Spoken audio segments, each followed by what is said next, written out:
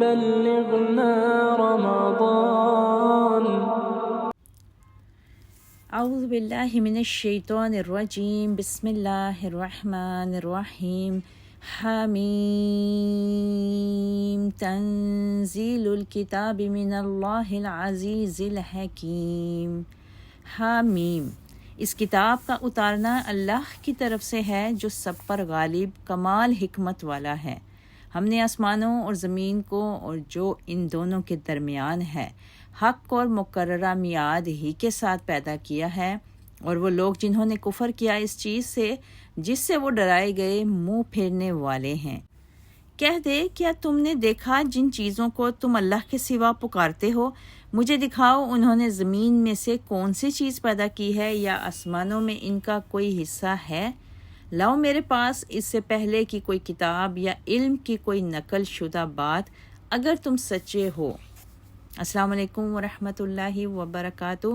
دورہ قرآن میں آج ہم 26ویں پارے کا آغاز کریں گے، اور اس پارے کے آغاز میں ہی سورۃ الاحقاف ہے. اور جیسے کہ ابھی ہم نے آیت کا ترجمہ بھی پڑھا، اللہ تعالیٰ آغاز میں ہی فرماتے ہیں کہ مشرک کے پاس شرک کی کوئی دلیل نہیں ہوتی، اور جو شرک یہ لوگ کرتے ہیں ان کو کہیں کہ اگر وہ سچے ہیں تو کوئی سابقہ کتاب یا علم کا کوئی ٹکڑا اپنے موقف کی دلیل کے طور پر لے کر آئیں.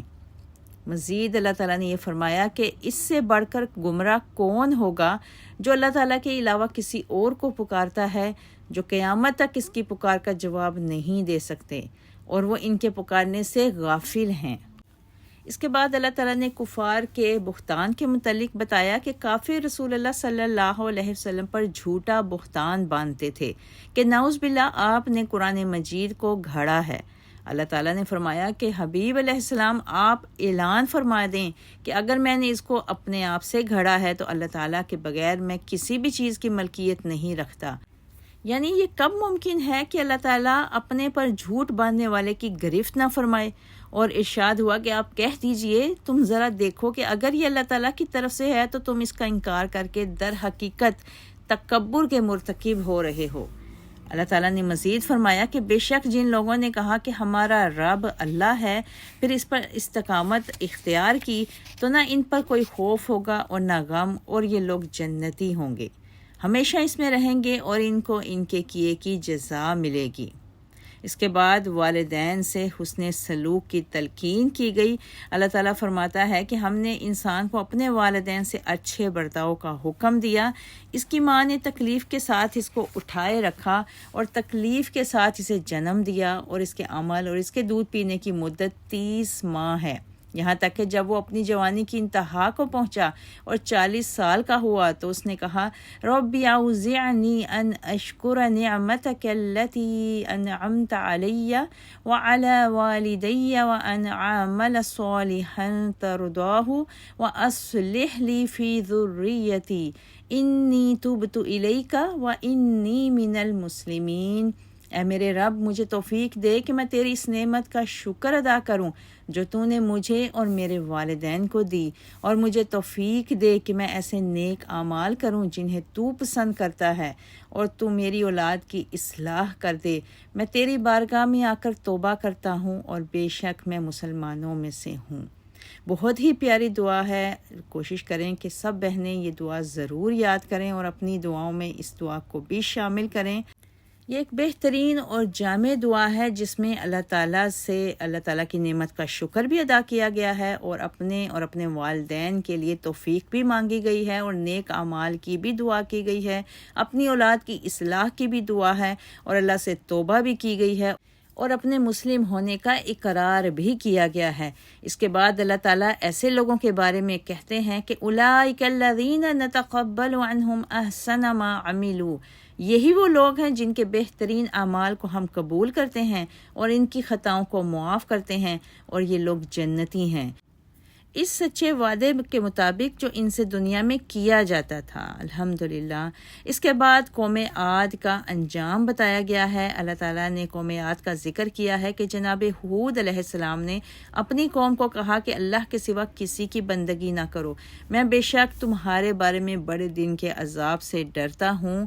جناب ہود علیہ السلام کی اس نصیحت کے جواب میں قوم عاد نے کہا، کیا تم ہمارے پاس اس لیے آئے ہو کہ ہمیں ہمارے معبودوں سے دور کر دو؟ اگر تم واقعی سچے ہو تو وہ عذاب لے کر آؤ جس کا تم ہم سے وعدہ کرتے ہو۔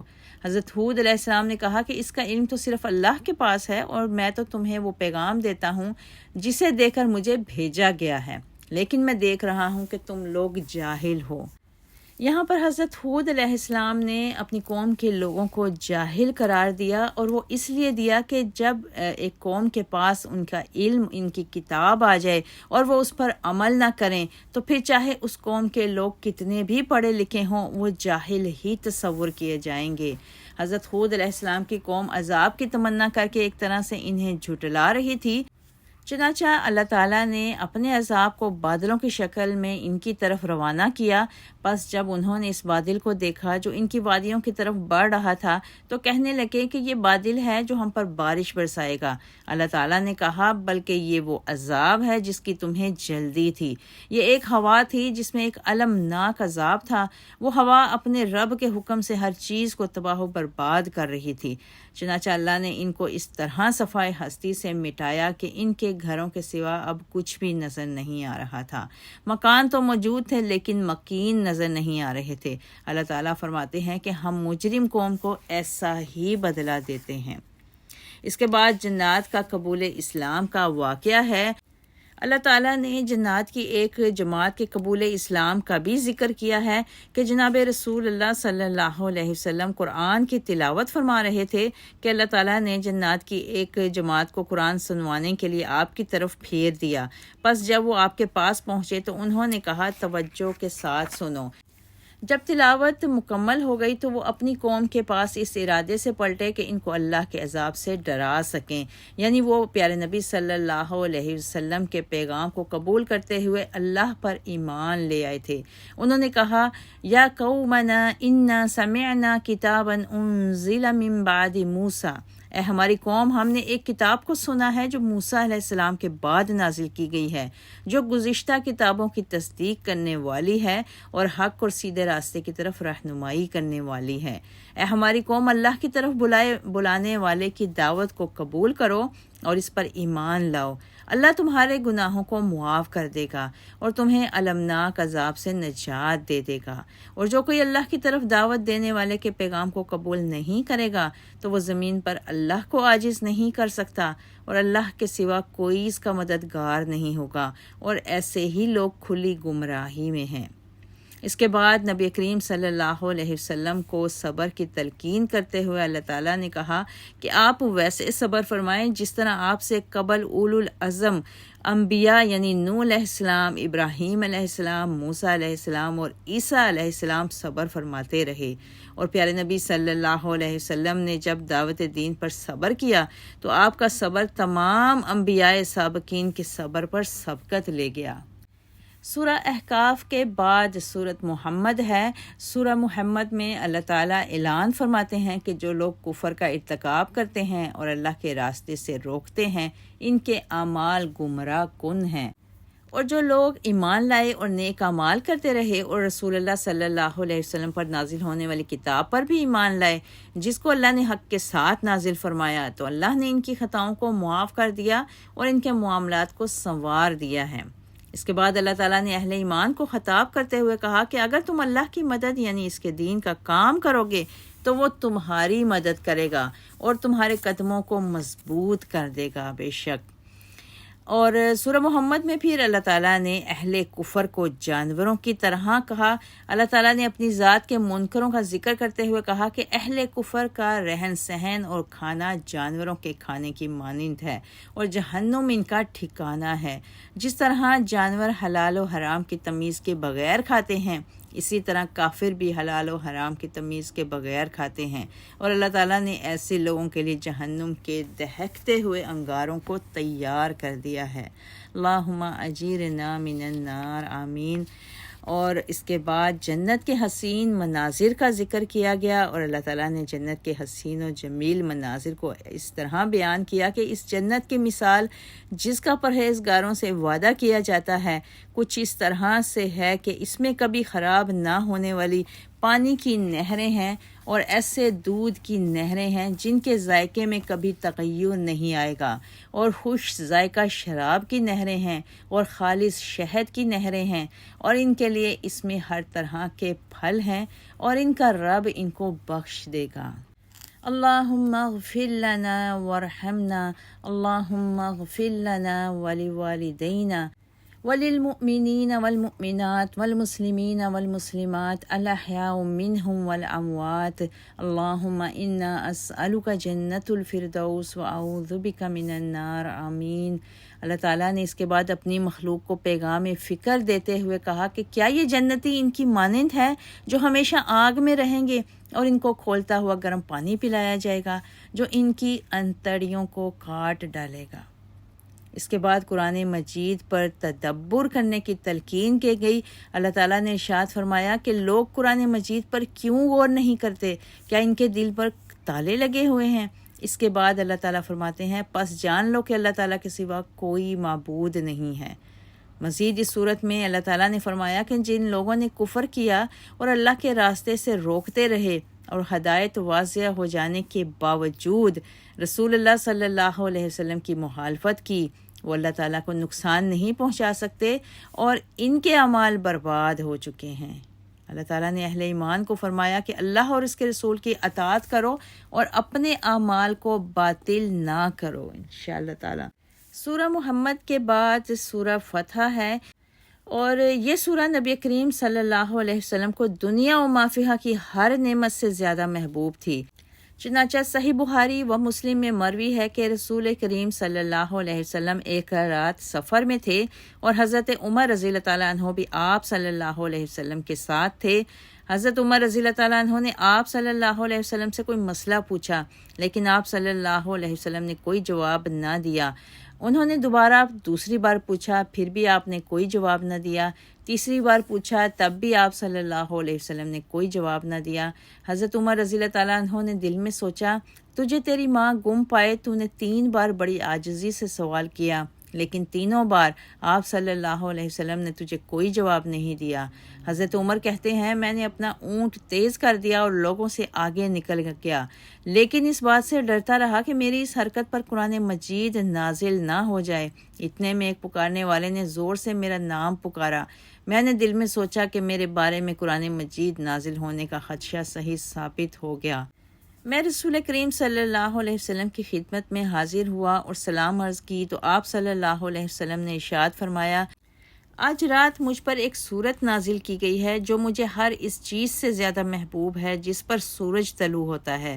پھر آپ صلی اللہ علیہ وسلم نے پڑھا، اِنَّا فَتَحْنَا لَكَ فَتْحًا مُبِينًا۔ سورہ فتح میں رسول کریم صلی اللہ علیہ وسلم کو اللہ تعالیٰ نے فتح مبین کی بشارت دی۔ اس فتح مبین کا پس منظر یہ ہے کہ نبی کریم صلی اللہ علیہ وسلم اپنے 1400 رفقا کے ہمراہ عمرہ کرنے کے لیے مکہ مکرمہ روانہ ہوئے۔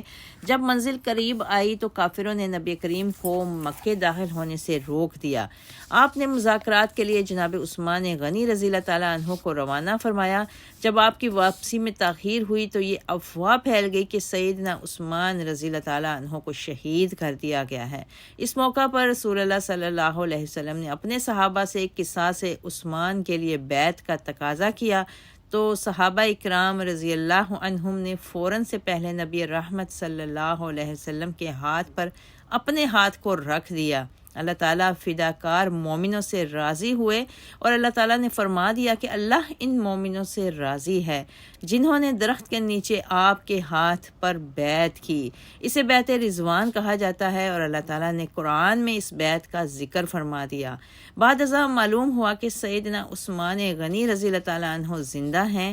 اس خبر کی وجہ سے نبی کریم صلی اللہ علیہ وسلم اور اہل ایمان کے دل سے شہادت عثمان کی خبر سے پہنچنے والے صدمے کے اثرات زائل ہو گئے۔ کافروں نے اس موقع پر مسلمانوں کو 1 برس کے لیے عمرے سے روک دیا اور اگلے برس آنے کا کہا۔ کافروں اور مسلمانوں کے درمیان جنگ بندی کا ایک معاہدہ تحریر ہوا جس کی بعض شرائط ظاہری طور پر مسلمانوں کے مفاد میں نہیں تھی، لیکن رسول اللہ صلی اللہ علیہ وسلم نے مستقبل میں دعوت دین کو پہنچنے والے فائدے کے تناظر میں ان شرائط کو قبول فرما لیا۔ اس معاہدے کو صلح حدیبیہ کہا جاتا ہے۔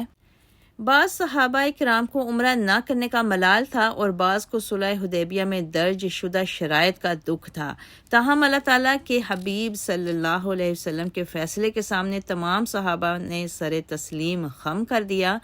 نبی کریم صلی اللہ علیہ وسلم صحابہ رضی اللہ عنہم کی ہمراہی میں واپس تشریف لا رہے تھے کہ اللہ تعالیٰ نے آپ کو فتح مبین کی بشارت دی، اور ان آیات کے نزول کے بعد رسول اللہ صلی اللہ علیہ وسلم کے غم زدہ صحابہ کے دل بھی خوشی سے معمور ہو گئے۔ جنگ بندی کی وجہ سے تبلیغ کے مواقع بھی پیدا ہو گئے اور مسلمانوں کو منظم ہونے کا موقع بھی ملا، اور صرف 2 برس کے قلیل عرصے میں مسلمانوں کو فتح مکہ جیسی عظیم کامیابی حاصل ہو گئی۔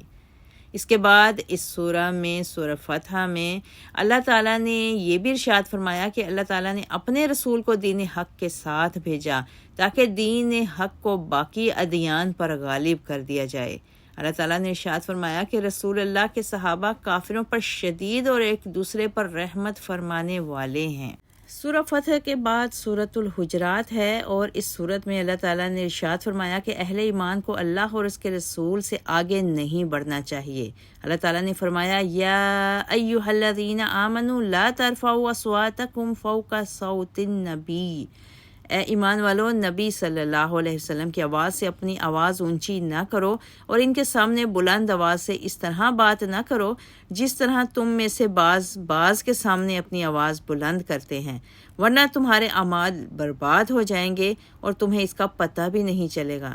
اس آیت کے نزول کے بعد حضرت ابو بکر صدیق رضی اللہ تعالیٰ عنہ نے کہا، اے اللہ کے رسول، اس ذات کی قسم جس نے آپ پر قرآن نازل کیا ہے، میں جب تک زندہ رہوں گا آپ سے سرگوشی کے انداز میں بات کروں گا۔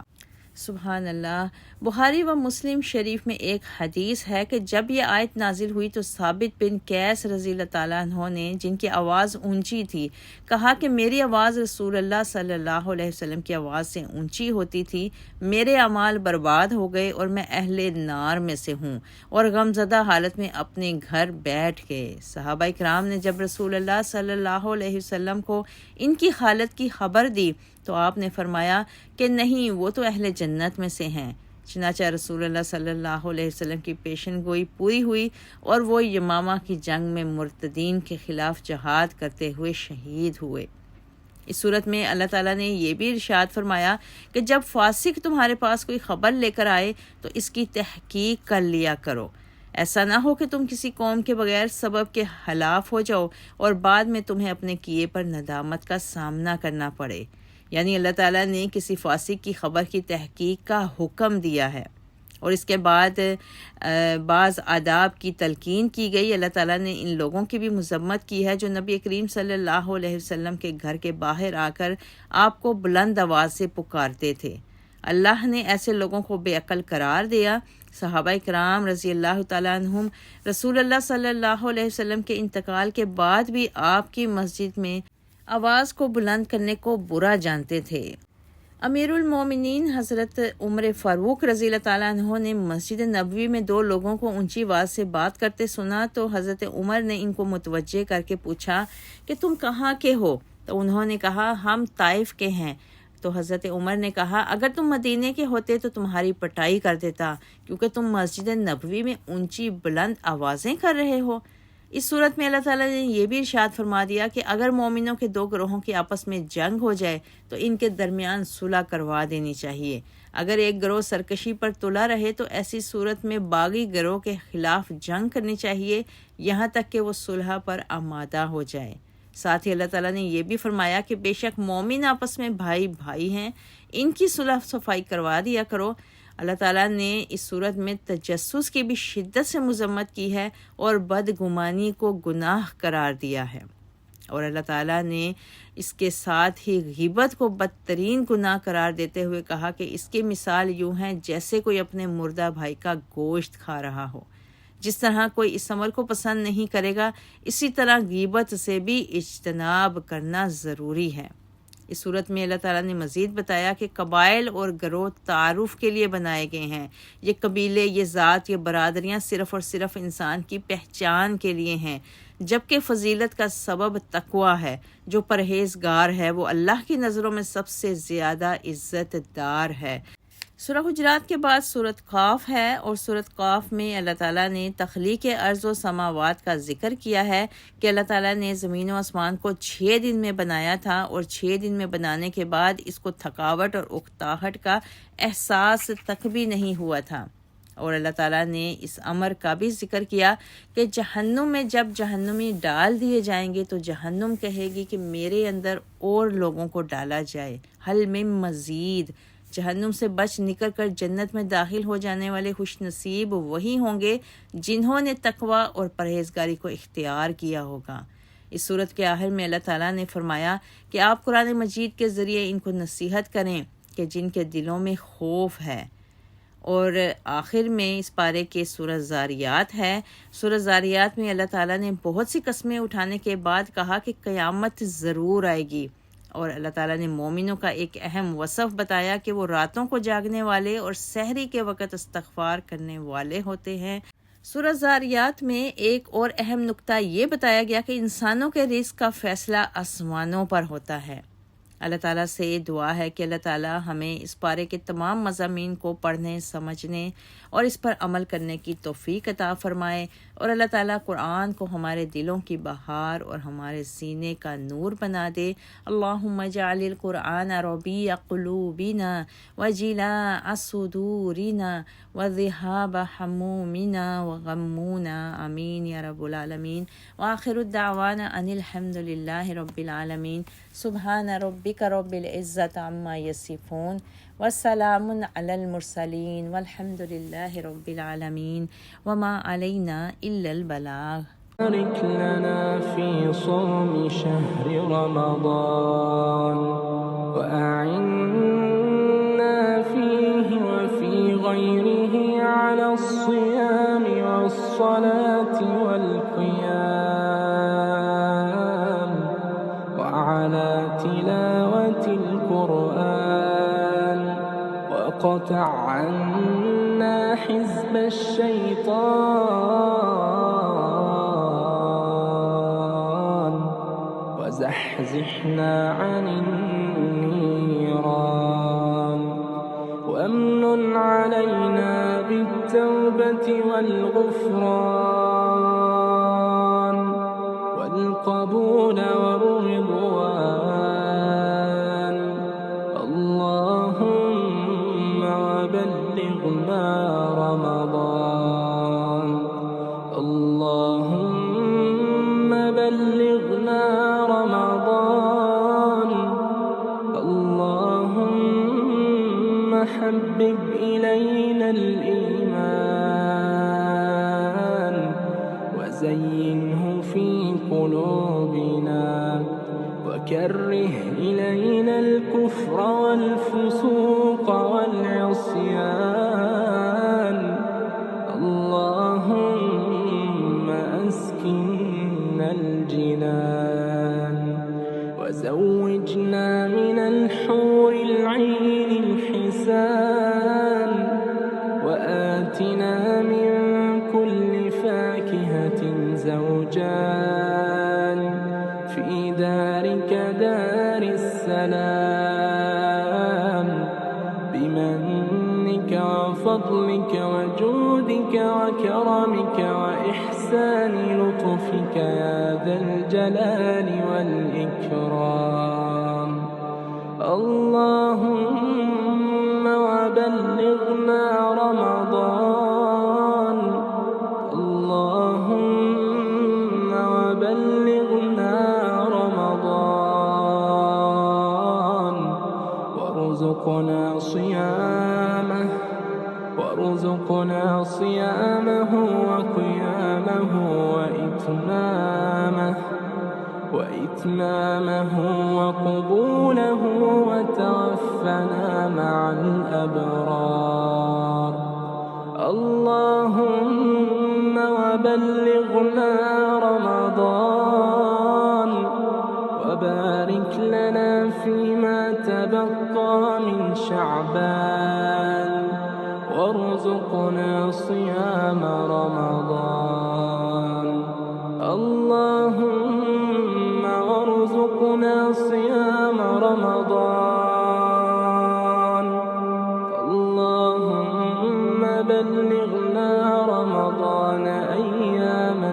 عديدة وأعواما مديدة. وصل اللهم وسلم وبارك على سيدنا محمد وعلى آله وصحبه وسلم.